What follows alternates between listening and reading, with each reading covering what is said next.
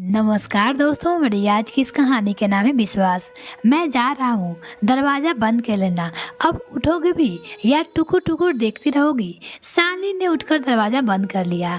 इस तरह से अपमान के घूंट पीने के वो आदी हो गई थी। अब ठीक 10 मिनट बाद सामने वाले घर से शिखा जी निकलेगी। उन्हें निकलते देखने का मोह वो सब्र नहीं कर पाती। शालिनी ने खिड़की के पर्दे को जरा सा सरकाया और आंखों के सामने वाले घर पे गरा दी। कपल वाली कॉटन साड़ी, सौम्य मेकअप, अनुभवी मुख, मुद्रा कंधे पे टंगी, पर्स ओझल हो जाती तो अनायास से शालिनी कमरे के ओझे पल्लू से मुक्त करते चेहरे पसीना रगड़ रगड़ कर पूछती, ये लोग कॉलोनी में नए हैं, उस दिन परिचय के लिए घर आए थे। बड़ी असहज हो गई थी शालिनी। मैं शिखा गुप्ता। उस महिला ने शिष्टा से उसे नमस्कार करते हुए पूछा, आपका नाम? जी मैं शालिनी शर्मा। शालिनी ने अस्काकर जवाब दिया। बुद्धू, बेवकूफ, गवार, मूर्ख। घर में नित्य सुनने जाने वाले विभिन्न नामों का अपना असली नाम याद करने में उसे काफी मशक्कत करनी पड़ी। शालिनी सालू मेरी छोटी बहन। हाँ, अपनी बहन को मैं इसी नाम से बुलाती हूँ। तुम्हें मंजूर है? जी। शालिनी बुरी तरह हकला गई। इतने स्नेह से उसे किसी ने कभी बुलाया हो याद ही नहीं पड़ता। वो अव्वल से यूं ताकती रह गई जैसे अयोग्य महिला पे किसी ने आश्चर्यजनक रूप से कृपया दान किया हो। शिखा जी हंसमुख और मिलनसार थी, पर व्यक्ति जमीन आसमान का अंतर शालिनी ने उनसे दूर कर देता। फलता परिचय यही तक सीमित रह गया। शाम को वही उबाऊ कर्मयोगी जी ऑफिस से आमन, शालिनी द्वारा चाय नाश्ता पेश किया जाना, पति को उसको ढेरे नुक्स निकालना, शालिनी के गवार पहनावे पर बलना, शालिनी का गर्दन झुका लेना, स्वयं को कोसना, फिर खाना, फिर मीन देख और फिर जानलेवा रात शालिनी के घर धकेल दिया जाता। जिस तरह डिस्पोजल कप के इस्तेमाल के बाद तोड़ मोड़ को फेंक जाता, शरीर का पोर पोर टीसने लगता, पर विरोध करना जैसे उसे सीखा ही नहीं था। जब से ब्याह करके घर में आई थी, अपने लिए यही सुनती रही, मुंह से जुबान ही नहीं थी निकलू। एक आदर्श बहू के लिए इतना बड़ा कंप्लीट क्या हो सकता है? 4 भाइयों में दूसरे क्रमांक की शालिनी को अपने भाई बहन से युक्तिपूर्ण और तार्किक संवाद करने से अचेरा आता था, पर माता पिता ने बुजुर्गों के सामने कम बोलने के संस्कार दिए थे, जिन्हें वो अच्छी तरह निभा रही थी। सास की दुलारी बहू पति की आंख की तिरछी बनी रही। उसकी एक एक बात उन्हें काट खाने के दौड़ती। घून और घून नजरें आते। बढ़ती उम्र की बेटिया ने भी माँ को कभी सम्मान नहीं दिया। आज उन्हें योगेश की खूब उड़ती। उन तीनों में वो कभी शालिनी होने की कोशिश करती तो उसे चावल कंकड़ सा निकाल कर अलग कर दिया जाता। अब ऐसी कहीं गुजरी रही थी। वह बीए द्वितीय वर्ष पास थी, परंतु इस कीर्ति लोगों से चाकरी बजाते रहते कहीं न कहीं रह गई। समाचार कान पर पड़ते सुनती भी इतनी अज्ञानी भी नहीं थी कि समझ नहीं पाती, बस चर्चा नहीं कर पाती थी। अपने विचारों को प्रकट करना वो भूल ही गई थी। वर्षों पहले जुबान बंद हो गई थी, खुलती कैसे? उसकी शादी को भी 3-4 दिन ही हुए थे कि पति मित्र ने दोनों खाने में बुलाया। कुछ और दंपति भी आमंत्रित थे। घर में बुजुर्ग, दूर हम उड़ के लोग सब उसे बड़ा खुला खुला सा रह रहा था। तरह तरह के विषय पर चर्चा चल रही थी। वो अधिकार से भाग ले रही थी, अच्छी तरह स्वयं को प्रस्तुत कर रही थी। हंसी मजाक बातचीत में खाना कब खत्म हुआ पता ही नहीं चला।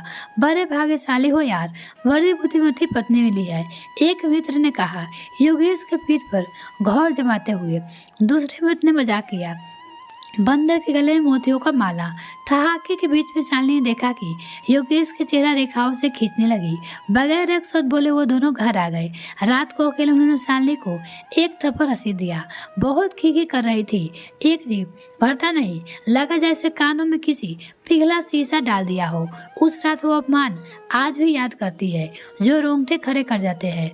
पति का सारा क्रोध उस पे बिजली बनकर टूट पड़ा था। पति पुत्र पर एक समय तार तार हो गई थी। एक सुंदर अनुभूति की अभिशाप के रूप में झेलने वो विवश हो गई थी। पलंग के कोने में गुरी मुरी पड़ी शालिनी देर तक सोचती रही। योगेश कब सो चुके थे, जुबान तक से लेकर आज तक खामोश है। संविधाओं को बेहोश पड़े रहने में खैर समझी थी। मन के विचारों को 10 दिशाओं को आकाश देने के बदले उसने नियंत्रण के ताले बंद कर लिया। आत्मा जड़ हो गई थी। इतने बोझ तले हो सकता है इंसान? शायद इसीलिए वो एक चेतावनीहीन जिंदगी जी रही थी। अपने अस्तित्व को इसी रूप में स्वीकार कर लिया। सिर्फ एक ही क्षण में उसके स्थिर जीवन में हलचल मचा देता था। सामने से निकलने वाली शिखा जी का दर्शन ऊर्जा से भरपूर, आनंद से लबरेज, कल्पना से भरे वो व्यक्ति आज उसी घर की ओर आ रही थी। नमस्ते शिखा जी, अभिवादन प्रभु सकचाकर बोली। आप तो बड़ी हो, अभिवादन करके शर्मिंदा मत कीजिए। अच्छा, मैं तुम्हें सालू कहूंगी, जैसा हमने उस दिन तय किया था। वो हंसकर बोली, क्या तुम कभी घर से बाहर नहीं निकलती? जरूरत ही नहीं पड़ती, सामान ये ला देते हैं। घर के काम ही बहुत हो जाता है, काम का तो बहाना होता है हम औरतों को। दरअसल हम घर से बाहर निकलना ही नहीं चाहती। देखो, तुम्हारी दोनों बिटिया की शादी हो गई, अब घरेलू जिम्मेदारी खत्म हो गई, लेकिन समाज के प्रति ये हमारी जिम्मेदारी है या नहीं? सालनी क्या कहती है? उस प्रतिभावना में गरिमापूर्ण व्यक्ति की धनी महिलाओं को उसकी क्या बराबरी? पति के अनुसार तो वो पहले से दर्जे की बेवकूफ है, जिससे घरेलू जिम्मेदारी की अच्छी तरह नहीं निभाई। लेकिन वह करती भी तो क्या, अपने घर में नहीं सही, अपनी रसोई भी रानी होती एक बात थी, पर योगेश वहां भी चले जाती। समाज सेवा कहाँ से होती है? घर को अपना नहीं बना सकी, समाज को कैसे बनाती है? शिखा जी के प्रस्तावना पर सालनी मौन ही रही। ताजुब था, ऐसी महिलाएं जैसी नग्न निवायत घरेलू किस्म की महिला के साथ एक तरफा संबंध बनाते हुए उस रात बरसों बाद साली ने कोई सपना देखा। उसने देखा शिखा जी उसका हाथ पकड़े हुई पाए जैसे बादलों में सैर करा रही थी। वो मुक्त थी, मेरे सिर पे हमेशा लाद रहने का हिंसा का बोझ ना जाने कहाँ गायब हो गया था। अगले दिन सुबह गलती से उसने चाय में शक्कर ज्यादा डाल दी। योगेश ने हमेशा की तरह उसे गाली दी, जाहिल कहीं की, चाय है या चाशनी। आज उनकी गाली से वो निर्बल लाभ से स्वीकार नहीं कर पा रही थी। अंदर में चिरागी उठती हुई उसने साफ महसूस की, शिखा जी ने उसे यह कैसा प्रताप लगा दिया जिस मन में वो मृत समझकर भी उस टन में मिट्टी डाल चुकी थी। उसने ना जाने कैसे जीवन की धड़कन सुनाई दे रही थी। उस दिन योगेश घर लौटे तो बड़े चिंतित दिखाई रहे थे। क्या हुआ जी? उसने चाय का प्याला उन्हें पकड़ाते हुए विनम्रता से पूछा। मुझे ट्रेनिंग के लिए दिल्ली भेजा जा रहा है, 2 महीने की ट्रेनिंग है। अब तुम बिल्कुल अकेले यहाँ कैसे रहोगी? सालनी खुद ही फिक्रमंद हो गई, कभी भी अकेली नहीं रही वो। तुम ठहरो, पहले दर्जों का बेवकूफ, लापरवाही तुम्हारी नस नस में भरी हुई है। लौटूंगा तो पता चलेगा मुझे घर दिखेगा या खंडर। सालनी जवाब देती है, इसका जवाब तो खुद ही नहीं जानती थी। और हाँ, बाहर के कामों के लिए 1-2 रास्ते बोल दूंगा दोस्तों को, वो लोग कर देंगे। ठेला वाले से सब्जी लेना, पर हिसाब ठीक से करना, वरना पकड़ा दोगी उसे 100 का नोट और वापस लेना भूल जाओगी। जी जी करती रही सालनी। भीतर भीतर वो चिंतित हो गई थी। योगेश के जाने के बाद शिखा जी उसे हिम्मत बधाई, फिर उसे डांट कर बोली, तुम इतना अपमान क्यों सहन करती हो? पति पत्नी सम्मान देता है तो पति का फर्ज है कि अपनी पत्नी को सम्मान दे। पत्नी का सम्मान यह कैसी हरित अंग्रेज बात थी? क्या आपके पति आपसे दबते हैं? सालनी अटपट सा प्रश्न पूछ बैठी। पागल हो गए क्या?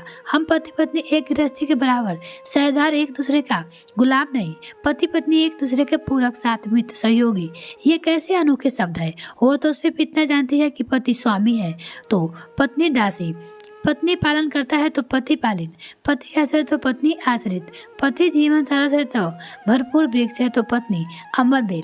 शिखा जी हंसकर उसे सहालना देती। बरसों से घर में रह रहकर तुम्हारा दिन जंग खा गया है। तुम भूल गई हो कि तुम पढ़ी लिखी हो, सिलाई बुनाई में माहिर हो। ये गुण कोई कम नहीं। कल से तुम मेरे साथ चलोगी। हाफ वुमेन, मानसिक रूप से शिक्षित महिलाओं को रखा जाता है। ऐसी महिलाएं जिन्हें उसे प्रेजेंट ठीक होने पर स्वीकार नहीं करते। लेकिन मैं क्या करूँगा वहाँ जाकर? तुम उनसे बात करो, उनकी अवहेलना से मुक्त करोगे, उन्हें एहसास दिलाओगी वो अकेले नहीं, अपना हुनर सिखाओगे, अपवाद के कंधे पर हुए बाहर निकलोगे, हर संभव कोशिश करोगे।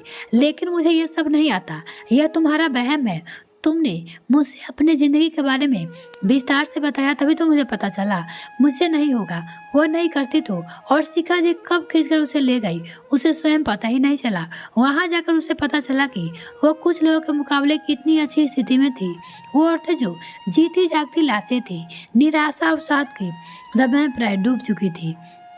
त्रिकृष बलात्कार, अभिहित बहिष्कार, नारी प्रतिमाएं संवेदनशील, अनुभूति शून्य के सहारे आवश्यकता थी। अकपटे भीषण हादसों का सामने करके पत्थर हो गई थी।